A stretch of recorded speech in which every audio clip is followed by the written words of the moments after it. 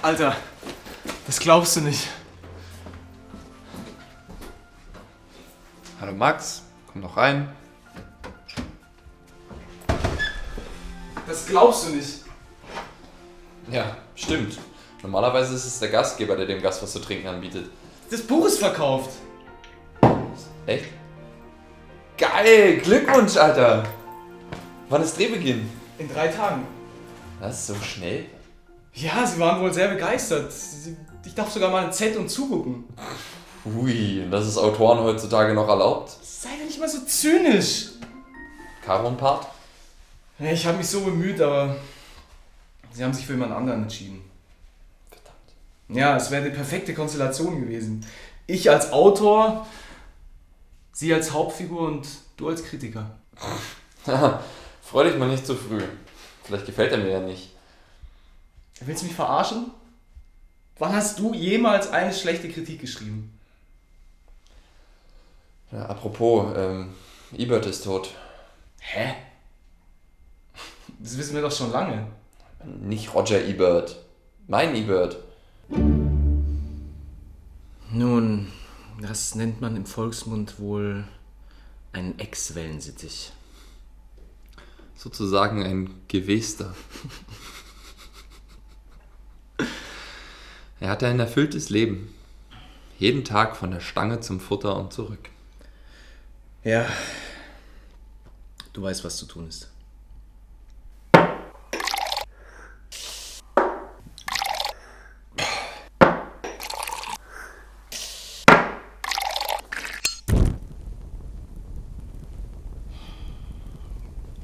Er lernt jetzt oben bei den Engeln schnacken. Jetzt aber auch mal gut. Ich muss noch arbeiten. Aber danke, dass du vorbeigekommen bist. Ich freue mich echt für dich. Danke. Ja, ich bin so aufgeregt. Ich muss sofort zu Jule und ihr alles erzählen. Heute wird gefeiert.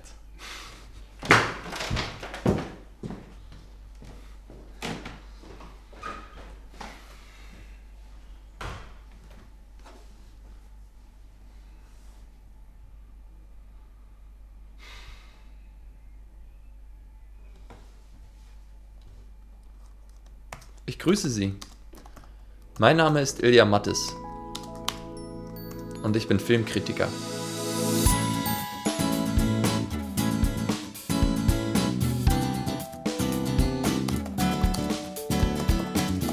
Welches Bild Sie auch immer von unser Eins haben mögen, in den meisten Fällen tun wir unsere ehrliche Meinung kund.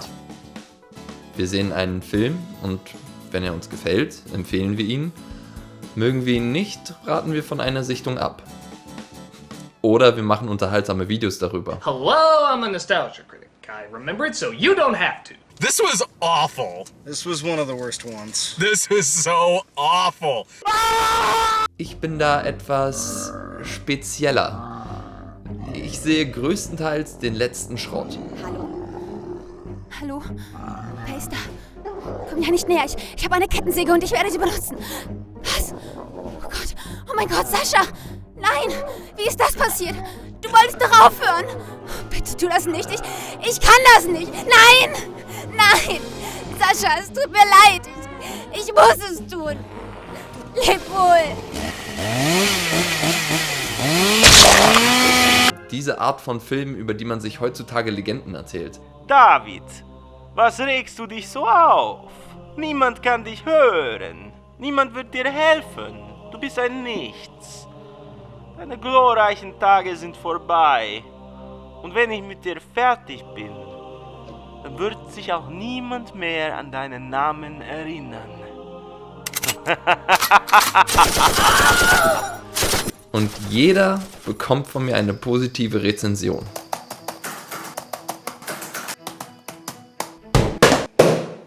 Jetzt wundern Sie sich sicher über meinen schlechten Geschmack und halten mich für einen Ultra-Hipster. Aber keine Sorge. Ich werde nämlich extra dafür bezahlt, meine ehrliche Meinung für mich zu behalten. Ich hasse diesen Schund. Er lässt mich um Jahre altern. Aber ich verdiene mein Geld damit, unwissenden Zuschauern in die Tasche zu lügen, damit sich die Taschen von gewissen Studiobossen und Produzenten füllen, die gerne eine Schweinekohle mit ihrer filmischen Abtreibung verdienen wollen. Kennt ihr dieses Gefühl? Ihr hattet eine viel zu kurze Nacht, der Wecker klingelt zu spät. Im Bad stößt ihr euch den Fuß, der Toast brennt an. Wir haben 3 Shotguns, 5 Ladungen Patronen, 7 Meter Tape, eine Kaffeemaschine, 2 Möpse und ein Glas Nutella. Wenn im Wald ein Baum umfällt und es ist nicht auf YouTube, ist es dann wirklich passiert? Ob fundamentalistische Glaubenshetze, schamloser Oscar-Köder oder strunzdoofes, verlogenes Liebesdrama. Ich schau's mir an. Das kann manchmal unterhaltsam sein, aber größtenteils sind diese Streifen so grauenvoll, dass ich mich wie der größte Sünder auf Erden fühle, nur weil ich sie mir ansehe.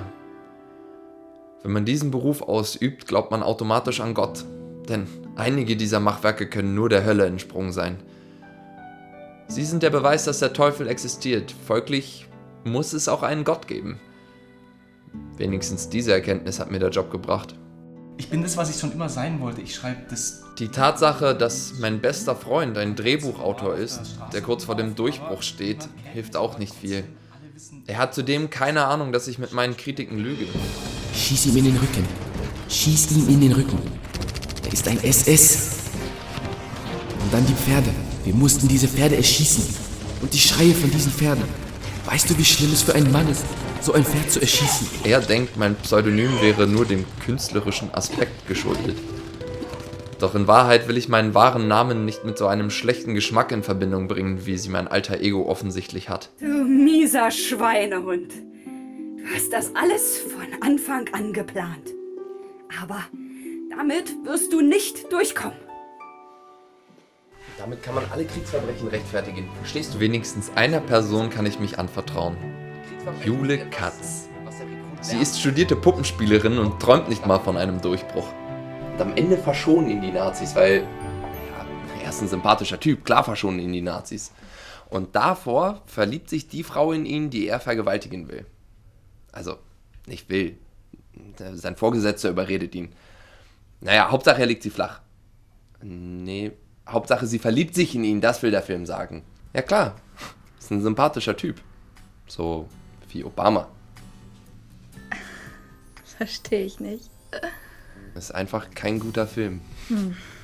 Ich habe geschrieben, die Bilder sind schön. Mann, Ilja. Wie lange willst du das eigentlich noch machen? Ich meine, das mit den Kritiklügen ist eine Sache, aber dieses ganze Heimlichkeitsgetue, das macht mich echt fertig. Von dir ganz zu schweigen. Nicht mal meine Eltern wissen davon.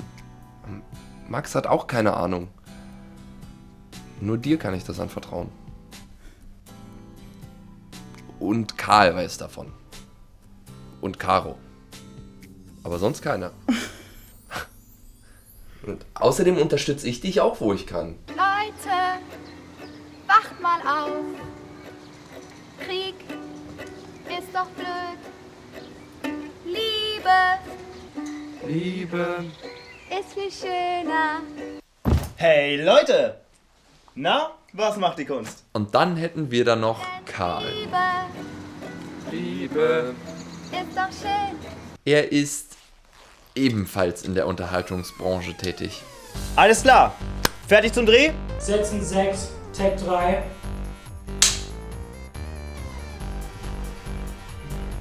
Okay. Und bitte.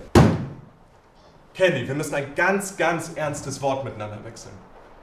Dein Verhalten in letzter Zeit, das ist inakzeptabel. Ja, du kommst zur Schule, wann du willst, du gehst, wann du willst. Ist das Licht okay?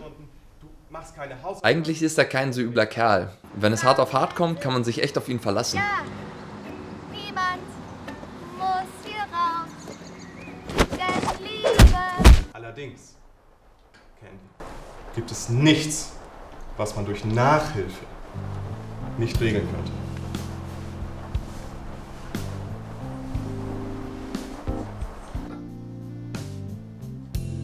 Ich werde ganz brav sein. Caro? Denn nur Liebe ist doch schön. Hatte sie euch das nicht erzählt?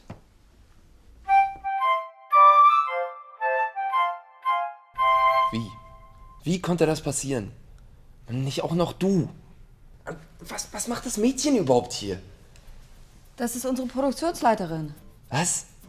Produktionsleiterin? Ja klar. Ich versteh's nicht. Hey, es ist ein Job. Wie viele berühmte Schauspielerinnen haben so angefangen?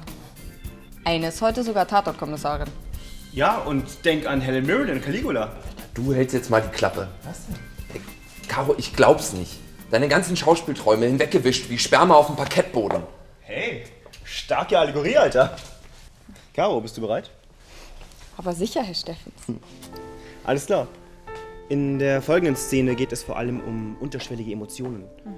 Du bist dir nicht sicher, ob Robert wirklich seine Hausaufgaben gemacht hat? Ich stehe hier im Namen aller Geächteten vor einem Gericht, das unser Eins und unser Gewerbe nicht anerkennen will. Und bitte um Gehör. Kennen Sie dieses Gefühl, wenn man im Kino sitzt und der Film so furchtbar ist, dass man sich absichtlich in eine unbequeme Position setzt, um überhaupt wieder was zu fühlen? Das ist meine typische Kinoerfahrung. Sie hat eine Beule in mein Auto geschlagen. Mein wunderschönes, geiles Auto. Der Respekt. Respekt. Respekt. Vor allen Leuten. Ist das Ding schon an? Oh, okay. Ja, hallo. Also, ich bin die Jenny. Ich komme aus Hannover. Und ich bin 19. Ja. Ich könnte mir ihr Gesicht stundenlang anschauen. Will ich jetzt mal anfangen? Du. Den Text hat sie selbst erarbeitet. Du denkst, ich weiß nicht, was das bedeutet? Denkst du, du weißt, wie ich damit klarkomme? Nein, das ist eine Was für ein Kollegin. Scheißdreck. Eine Schauspielerin. Du kannst dir nicht vorstellen, was das Woher verändert. kennst du die? Verändert es dich? Eine Freundin von einem Freund. Du gehst gleich nach Hause. Dich kratzt es nicht im geringsten. Wie lang was soll der andersrum Film werden? passiert. Ja, 90 Minuten. Naja, eigentlich 120. Du bist nur auf dich selbst fokussiert. Willst du noch Festivals einreichen? Nein. Du bist stur geradeaus. Das mit den Pornos muss auch mal aufhören. Ich meine, ich mache das sowieso nur noch wegen der Kohle. Und, na gut, es macht mir schon ein bisschen Spaß. Ne? Ja, ich bemerke sowas. Von Anfang Du musst an. bei deinen Werbecastings unterschreiben, dass du keine Pornos machst. Nee, mein Gesicht sieht man ja nicht. Und meistens gehe ich sowieso nicht hin. Wenn mein Leben in Bildern Meine Agentur sollte mich rausschmeißen. Ich würde mich zumindest rausschmeißen. Max? Was ist denn los? Alles okay? Wow. Keine Ahnung. Wir haben ihn irgendwie so vor deiner Tür rumirren sehen. Er hat nur Schwachsinn vor sich hingebrabbelt. Eigentlich fangen die Autoren doch erst mit den Drogen an, wenn sie ein paar Erfolge hatten. Alter. Keine Sorge, dafür habe ich noch genug Zeit. Max. Sprich zu uns. Tut mir leid, ich bin nur... In ein paar Tagen kommt er raus. Wer? Wie? Was? Mein Film! Ach ja, dein Drehbuch! Ich erinnere mich genau. Was ist das? Es war warm. Meine Innen. Nichts. Sag bloß, du suchst schon nach einer anderen Buse. Muse heißt das. Nein, das tue ich nicht. Aber ich kann doch nicht alle weiblichen Parts zu dir besetzen. Oder willst du etwa alleine an dir rummachen?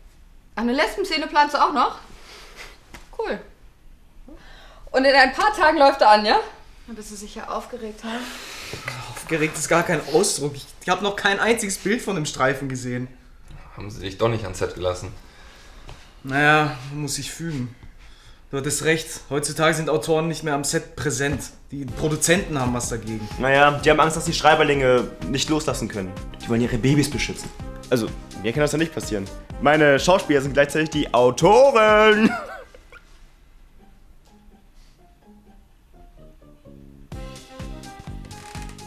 Genug Schweinereien für heute. Oh Mann!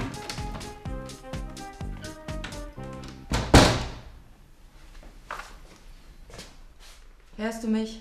Aber klar doch. Aber kein Business Talk. Oh Mann!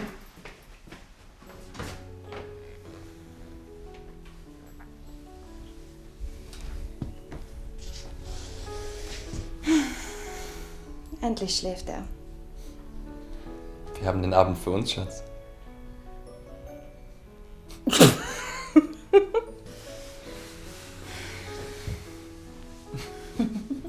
Mann, Mann, Mann. Der arme Kerl. Der ist echt aufgeregt. Ja, und ich erst. Du wirst ihn reviewen müssen, nicht wahr? Was soll ich tun? wenn der Film schlecht ist. Ach Quatsch, was rede ich? Ich weiß, dass er schlecht ist. Ich krieg nur den Mist zu sehen. Aber denk dran, Max weiß nicht Bescheid. Aber ich will ehrlich sein. Ich will ihn nicht anlügen müssen. Hey, es wird schon. Vertrau mir. Wann willst du ihn dir anschauen? Übermorgen. Ich krieg eine Kopie direkt hierher geliefert. Dann können wir doch zusammen gucken. Karl und Caro können bestimmt auch kommen. Gute Idee. Danke. Heute leben mehr Menschen auf der Erde, als in der gesamten Geschichte der Menschheit gestorben sind. Aber die Zahl der Toten steigt ständig. Eines Tages wird es keinen Platz mehr geben, um noch irgendjemanden zu begraben. Also wie wäre es mit Wolkenkratzern für die Toten, die man in die Erde baut? Die könnten unter den Wolkenkratzern für die Lebenden sein, die man in den Himmel baut. Man könnte Menschen 100 Stockwerke tief begraben. So hätte man eine ganze tote Welt unter der lebendigen.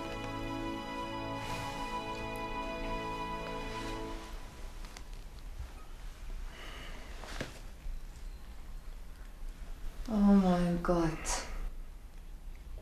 Der kann uns auch nicht mehr helfen. Das war abscheulich. Ich meine, wie... Und vor allem, warum? Ey, ich kann Max nicht mehr unter die Augen treten. Was soll ich denn sagen? Das kannst du nicht tun.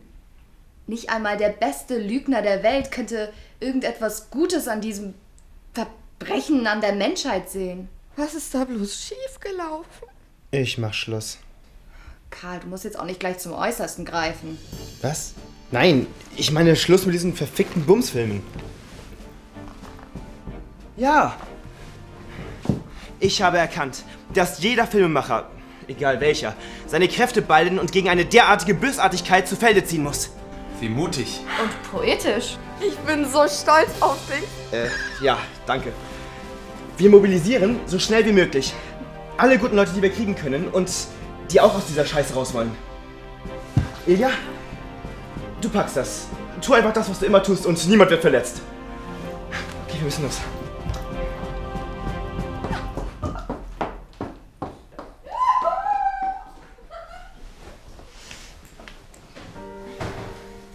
Hey, du musst nicht. Doch, ich muss. Das ist mein Job. Und wenn ich das lobpreisen kann, dann ist in Zukunft alles möglich. Viel Glück.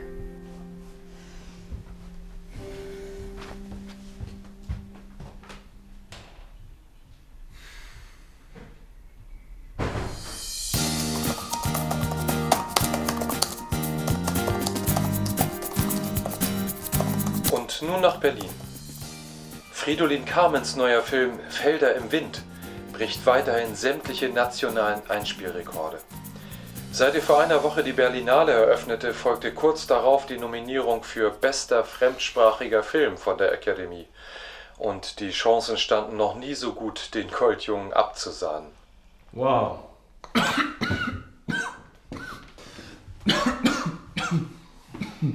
Ja, so ging's mir auch. Max, wie bist du hier reingekommen? Die Tür war nur angelehnt. Was gibt's denn? Ich wollte mich bedanken für deine tolle Kritik. Für Vinzens Kritik? Nein, für deine Kritik. Besonders, wie du den Dialog gelobt hast. War sehr schön zu lesen. Ja, was soll ich sagen? Bist ein guter Autor. Wenn du das sagst. Nur schade, dass ich das nicht geschrieben habe. Wie? Verstehe ich nicht. Ilja, hast du mein Skript eigentlich gelesen? Ja. Nein. Ich meine, du hast so ein Geheimnis um das Projekt gemacht. Und als es dann verkauft war, durftest du es nicht mehr rumzeigen. Alles, was ich aus dem Buch kenne, das habe ich im Film gesehen. Tja, tut mir leid, aber dann kennst du mein Buch nicht. Dieser Dialog, die Figuren, der furchtbare Twist, all das ist nicht von mir. Sobald das Studio mein Skript hatte, hat es alles geändert. Die Grundhandlung ist geblieben. Aber das war's auch schon. Namen, Zeit, Ort, Dialoge. Alles wurde zurechtgetrimmt, bis selbst ich nichts mehr erkannt habe und trotzdem haben sie meinen Namen drauf gelassen. Deshalb frage ich dich, warum war deine Kritik so positiv? Der Film war scheiße. Max, ich muss dir was sagen. Also, das erklärt so einiges. Ja. Warum war ich der Einzige, der das nicht wusste? Du warst so bemüht. Ein junger, aufstrebender Autor voller Hoffnung. Ich wollte dich nicht mit der Korruption des Systems konfrontieren. Aber warum hast du überhaupt diesen Job? Warum bist du kein ehrlicher Filmkritiker? Mit Ehrlichkeit verdient man nichts. Die Bezahlung war gut. Die haben mich früh geködert. Aber wieso schreibst du keine ernsthaften Kritiken auf einer anderen Seite? Unter deinem wahren Namen. Parallel zu deinem Job. Ich hatte Angst, dass die Studios die Texte zurückverfolgen könnten. Dann hätte man mich erwischt. Und dann hätte man mich gefeuert. Und wenn du neu anfängst, kündigst und dir was Eigenes aufbaust? Unsicher? Ein zu großes Risiko? Stimmt. Aber kennen diese Typen überhaupt deinen richtigen Namen?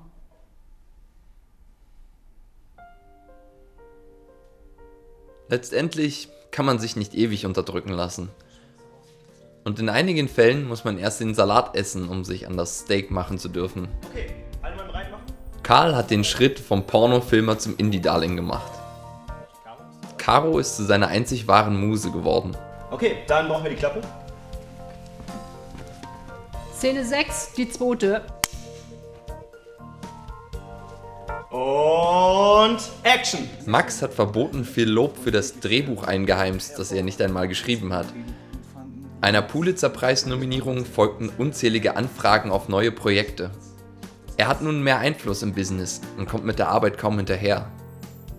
Jule? Jule ist nach wie vor glücklich mit dem, was sie tut. Ein guter Engel wie sie wird wohl nie vom Weg abkommen. Und ich?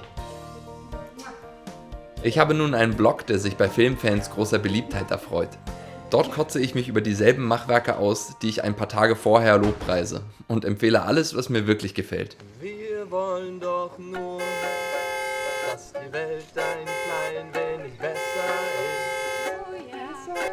ist. Wir wollen doch nur... Es stimmt schon. In der Filmwelt läuft nicht alles rund. Sinnlose Klauseln werden befolgt, Leute bestochen und Meinungen verfälscht. Es wird immer schlechte Filme geben. Solche, die Spaß machen und solche, die Gehirnzellen abtöten. Du wirst schon sehen. Dieses Mal magst du gewonnen haben, aber besiegt hast du mich nicht. Ich werde wiederkehren und das nächste Mal werde ich stärker sein. Der heilige Stein von Zarkania wird schon bald mir gehören. Und es wird immer Produzenten geben, die ihre Machwerke scheinheilig als den neuen Citizen Kane verkaufen wollen. Aber es wird auch immer Leute geben, deren Meinung von den richtigen Menschen ernst genommen wird. Diesen gewissen Fans. Und diese Leute wissen, wann es an der Zeit ist zu sagen, dein Film ist scheiße.